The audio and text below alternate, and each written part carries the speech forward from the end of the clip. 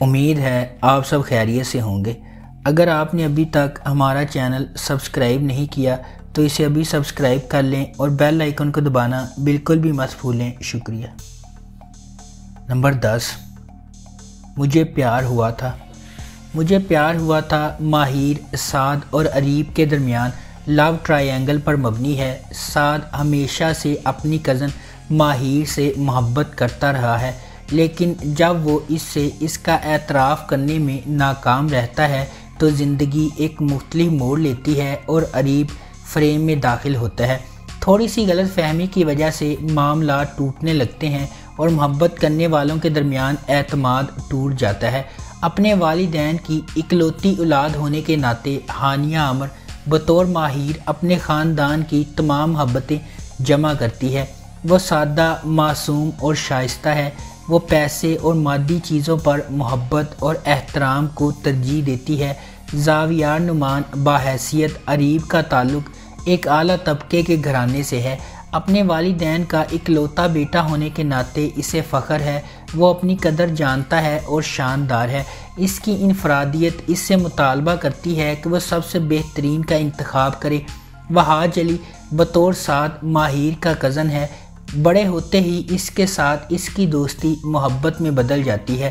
وہ ماہر سے محبت کرتا ہے اور اس کے لیے اپنی عزت نفس قربان کرنے کو بھی تیار ہے، لیکن بدقسمتی سے یہ احساس باہمی نہیں ہے۔ نمبر 9، چپکے چپکے۔ ڈرامہ نواب خاندان کے بارے میں ہے۔ نواب صاحب کی 2 بیویاں تھیں، نائک پرور اور نائک بخت۔ نواب صاحب نے ان دونوں کے ساتھ یکساں سلوک کیا اور وہ ملحقہ مکانوں میں رہتی ہیں۔ ایک نواب ہاؤس کہلاتا ہے جہاں نائک بخت رہتی ہیں اور دوسرا نواب ولا جہاں نائک پرور رہتی ہیں۔ دونوں بیویوں کے درمیان کبھی نہ ختم ہونے والے تنازعات ہیں، کیونکہ نواب صاحب نے نائک پرور کے ساتھ اپنی شادی کے 2 ماہ بعد ہی نائک بخت سے شادی کر لی تھی۔ نمبر 8، بن روئے۔ صبا اپنی بہترین دوست اور کزن ارتضیٰ کی محبت میں دیوانی ہے۔ صبا اور ارتضیٰ ایک ساتھ بڑے ہوئے ہیں اور ارتضیٰ صبا کا بہت خیال رکھتا ہے۔ صبا ایک ایکسٹروورٹ ہے جو زندگی کو بھرپور طریقے سے گزارتی ہے اور ارتضیٰ سے اپنے تمام بچگانہ مطالبات کو پورا کرنے کی توقع رکھتی ہے۔ ارتضیٰ خوشی سے سب کچھ کرتا ہے جو صبا مانگتی ہے اور اسے خوش دیکھ کر خوشی محسوس کرتا ہے۔ ارتضیٰ نے اپنی اعلیٰ تعلیم کے لیے امریکہ جانے کا فیصلہ کیا۔ صبا یہ سن کر ناخوش ہوتی ہے اور ارتضیٰ پر بہت غصہ کرتی ہے۔ ارتضیٰ نے صبا سے بات کی اور اسے بتایا کہ وہ 2 سال میں واپس آئے گا۔ ارتضیٰ امریکہ چلا جاتا ہے اور وہاں پڑھتے ہوئے اپنی کزن سمن سے محبت کرنے لگتا ہے۔ اپنی تعلیم مکمل کرنے کے بعد وہ پاکستان واپس آتا ہے اور صبا اسے دیکھ کر بہت خوش ہوتی ہے۔ جلد ہی سمن کے والدین ہوائی جہاز کے حادثے میں انتقال کر جاتے ہیں اور سمن ارتضیٰ کے ساتھ اپنے بڑے ہوئے خاندان کے ساتھ جذباتی مدد کے لیے پاکستان آتی ہے۔ صبا اور ارتضیٰ سمن کا خیال رکھتے ہیں۔ جلد ہی صبا کو پتہ چلتا ہے کہ سمن اس کی کزن نہیں بلکہ اس کی بڑی بہن ہے اور سمن کو اس کے چچا نے گود لیا تھا جب وہ بچی تھی۔ یہ حقیقت صبا اور سمن کو ایک دوسرے کے قریب لاتے ہیں۔ سمن اور صبا دونوں ایک بہت ہی قریبی بہن بھائی کا رشتہ بانٹنے لگتے ہیں۔ ایک دن صبا کو احساس ہوتا ہے کہ سمن اور ارتضیٰ ایک دوسرے کو پسند کرتے ہیں۔ اپنی بہن سے محبت کرنے کے باوجود وہ حسد اور غصے کے سوا کچھ نہیں کر سکتی۔ نمبر 7، دیار دل۔ دیار دل ایک غیر فعال خاندان کی زندگیوں کی پیروی کرتا ہے جس کی قیادت آغا جان اور ان کے پوتے ولی اور فرح کرتے ہیں۔ کہانی کو بڑے سیریلائزڈ انداز میں بیان کیا گیا ہے۔ یہ ولی اور فرح کی زندگیوں کے گرد گھومتا ہے جو اپنے خاندان کو دوبارہ جوڑنے کے لیے ایک دوسرے کے ساتھ وابستگی پر مجبور ہوتے ہیں، جو آغا جان کے بڑے بیٹے بہروز کی وجہ سے بہت پہلے ٹوٹ گئی تھی جب اس نے اپنی شادی کے لیے اپنی طویل منگنی ختم کر دی تھی۔ نمبر 6، ہم کہاں کے سچے تھے۔ کہانی 3 کزنز کے گرد گھومتی ہے، اسود، مہرین اور مشال۔ اسود عاجز اور ملنسار ہے اور مشال اور مہرین دونوں کے قریب ہے۔ مشال اپنی خوبصورتی کے لیے جانی جاتی ہے اور اسود سے محبت کرتی ہے۔ مہرین ایک سادہ لڑکی ہے لیکن اسود سے وہ بھی محبت کرتی ہے۔ مہرین، مشال اور اسود 3 بہترین دوست ہیں۔ مہرین کی دادی اس سے نفرت کرتی تھی کیونکہ اس کے والد منشیات کے عادی ہیں۔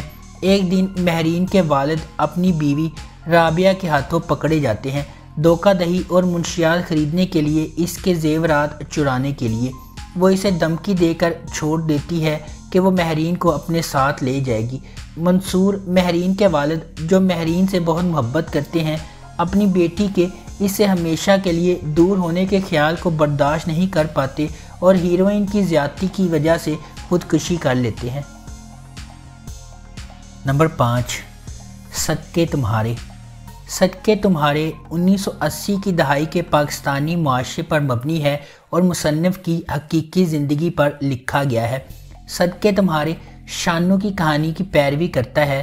جس دن شانو کی پیدائش ہوئی، اسی دن اس کی خالہ عنایت نے شانو کی ماں رشیدہ سے محبت سے اپنے بیٹے خلیل کی شادی میں شانو کا ہاتھ مانگ لیا۔ کزن شانو اور خلیل اپنی منگنی کے بارے میں بہت چھوٹی عمر سے جانتے ہیں، لیکن انہوں نے اپنا زیادہ تر بچپن ایک دوسرے سے الگ گزارا کیونکہ شانو ایک گاؤں کی لڑکی ہے اور خلیل بڑے شہر سے ہیں۔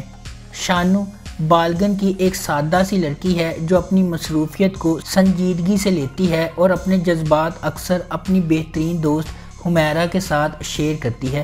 اسی وقت خلیل، جس کے ساتھ ساری زندگی پنجاب کے شہزادے جیسا سلوک کیا گیا ہے اور وہ مغرور ہے، وہ ان جذبات کا بدلہ نہیں لیتا جو شانو اس کے لیے محسوس کرتی ہے۔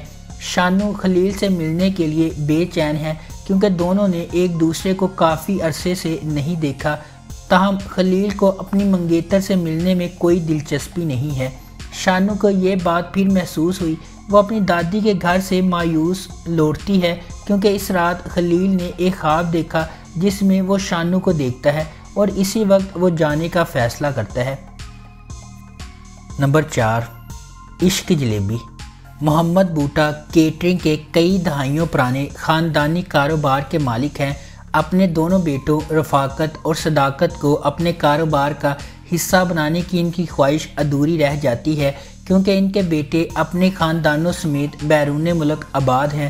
اپنے بیٹوں سے مایوس ہو کر محمد بوٹا اپنے خاندانی کاروبار کو اپنے اکلوتے داماد عاشق حسین اور پوتے باسم کی دیکھ بھال میں دے دیتے ہیں۔ Number 3، Chaudhry and Sons. Chaudhry and Sons ایک ہلکے مزاج کا فیملی ڈرامہ ہے جو فیملی ری یونین کے گرد گھومتا ہے۔ دلدار علی ایک قابل احترام آدمی ہیں جو پرانی خاندانی روایات اور اقدار کا بہت زیادہ احترام کرتے ہیں۔ شروع سے ہی اسے اس حقیقت پر فخر ہے کہ اس کے خاندان میں کسی نے بھی ان کے قریبی خاندان سے باہر شادی نہیں کی ہے، جب تک کہ اس کی اپنی بیٹی صباحت نے اسے مایوس نہیں کیا، جبکہ اس نے اس سے تمام خاندانی تعلقات ختم کر لیے تھے۔ دوسری جانب صباحت اپنے شوہر کے ساتھ کافی عرصہ قبل ایک حادثے میں انتقال کر گئی تھی۔ وہ اپنی بیٹی پری کو اپنی دادی ملکہ بیگم کی دیکھ بھال میں چھوڑ گئی تھی۔ پری اور ملکہ بیگم کی حقیقت سے بے خبر دلدار علی اور اس کے خاندان نے ان کا پرتپاک استقبال کیا اور ان کا بہت خیال رکھا۔ دلدار علی کے پوتوں میں سے ایک بلال ایک نوجوان اور خوبصورت آدمی ہے جو فوری طور پر پری سے اس کی حقیقت کو جانے بغیر اس کی محبت میں گرفتار ہو جاتا ہے۔ نمبر 2، سنو چندہ۔ ارسلان جمشید علی اور عجیہ نزاکت علی کزن ہیں اور مشترکہ خاندان میں رہتے ہیں۔ ان کے گھر والوں نے ان کی شادی اس وقت کر دی تھی جب وہ بچپن میں تھے، لیکن رخصتی ابھی ہونا باقی ہے۔ بی جان ان کی دادی اور خاندان کی سربراہ کے 2 بیٹے ہیں، جمشید علی اور نزاکت علی، اور ایک بیٹی معصومہ جس کی شادی جلال خان سے ہوئی ہے۔ وہ کراچی میں رہتے ہیں۔ جمشید علی کی شادی شاہانہ سے ہوئی ہے اور نزاکت علی کی نائمہ سے۔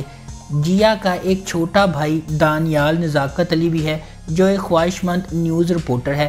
جیا کا خواب ہے کہ وہ BBA کے بعد اعلیٰ تعلیم کے لیے لندن اسکول آف اکنامکس میں داخلہ لے۔ ارسل اور جیا بچپن کے ساتھی ہیں جو ایک دوسرے سے مذاق کرتے ہیں۔ بی جان نے اپنے شوہر کی آخری خواہش کو پورا کرنے کے لیے ارسل اور جیا کی رسمی شادی اور رخصتی کروانے کا فیصلہ کیا۔ ارسل اور جیا شادی کے منصوبے کے خلاف ہیں اور شادی کے روکنے کے لیے معصومہ کی بیٹی کنزا کے ساتھ مل کر کام کرتے ہیں۔ نمبر 1، تیرے بن۔ میرب ایک پرجوش اور خوبصورت نوجوان لڑکی ہے جو اعلیٰ تعلیم حاصل کرنا چاہتی ہے۔ اس کی پوری دنیا اس کے والدین کے گرد گھومتی ہے اور وہ ان پر سب سے زیادہ یقین کرتی ہے۔ اس کی مضبوط اور پر اعتماد شخصیت اسے اپنے آس پاس کی سماجی ناانصافیوں کے خلاف کھڑا کرتی ہے۔ اس کے برعکس مرتسم کا تعلق ایک طاقتور اور با اثر خاندان سے ہے۔ وہ اپنے خاندان کے اخلاق اور روایات کا احترام اور قدر کرتا ہے اور خاندان کو نیچا دکھانے سے انکار کرتا ہے۔ اگر آپ کو ہماری یہ ویڈیو پسند آئی ہے تو اسے لائک کریں، شیئر کریں اور ہمارے چینل کو سبسکرائب کرنا بالکل بھی مت بھولیں۔ شکریہ۔